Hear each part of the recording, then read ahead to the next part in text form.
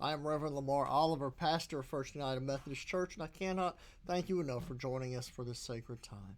It is our hope and prayer that in these days of anxiety and uncertainty, this time will bless you and renew your spirit. There are times where we simply don't have the words. Those times where the depth of our emotion is so strong that our experience overpowers our capacity to provide a description.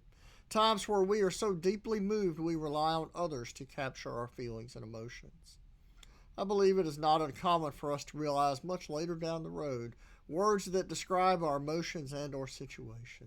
Maybe that time comes when we hear another sharing a story from their life and experience and we discover it resonates with our soul. Maybe that time comes when we read something or about someone and make the connection.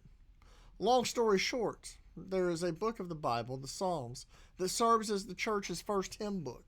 These 150 distinct works delve deeply into humanity's relationship with its creator in both the highs and lows of life.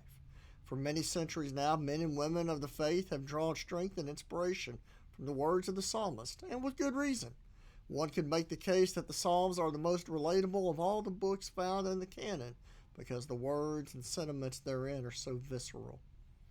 In a time wherein it seems that much of our world is in absolute chaos, whether in dealing with a pandemic or dealing with the aftermath of yet another confrontation with police going tragically wrong, or a whole host of other things, I must admit words fail me.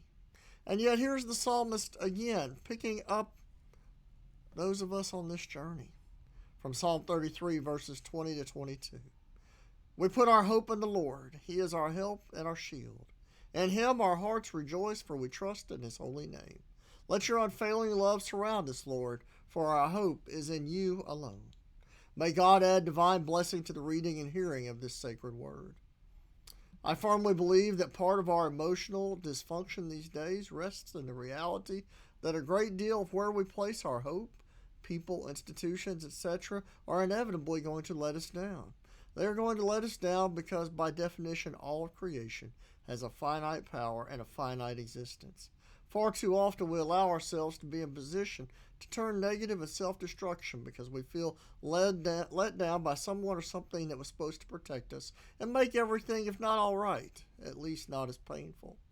The psalmist comes to our rescue by reminding us of the calling we all have to put our hope in the Lord, for the Lord is our help and shield. Notice the psalmist does not say what we should do. No, indeed.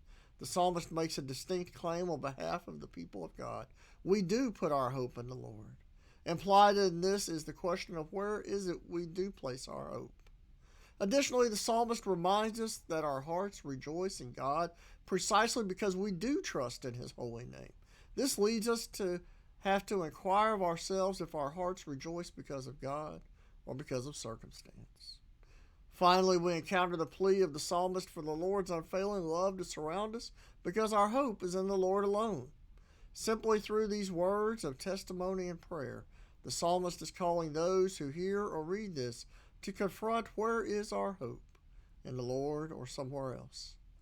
Look, you could easily make the case that all hell is broken loose in so many places around the world and in so many facets of our lives. Precisely because of this, we must rely on the words of the psalmist. We see images every day of injustice and oppression, some overt, many covert, all real, and must ask ourselves from where do we discern our moral authority and our hope. Friends, let us thank God for the words of the psalmist, for so often we do not have the words on our own. Let us thank God we have an outlet for all our emotions, especially when we get to the point where we can do no more. It's okay to not have the words, for the burden is not ours alone. Thanks be to God for the psalmist, for giving us the words we do not have ourselves. And now may the Lord bless you and keep you. May the good Lord make his face to shine upon you and be gracious to you. May the good Lord lift his countenance upon you and give you peace. Before we go, we hope you are blessed by this devotional ministry and that you will share it on your various social media accounts so that others may discover it as well. Please visit our YouTube channel at fumcwm.live and hit the subscribe button to not miss any of our content. And if you would like, also hit the notifications bell so you will know the second we upload new content. Grace and peace, dear friends.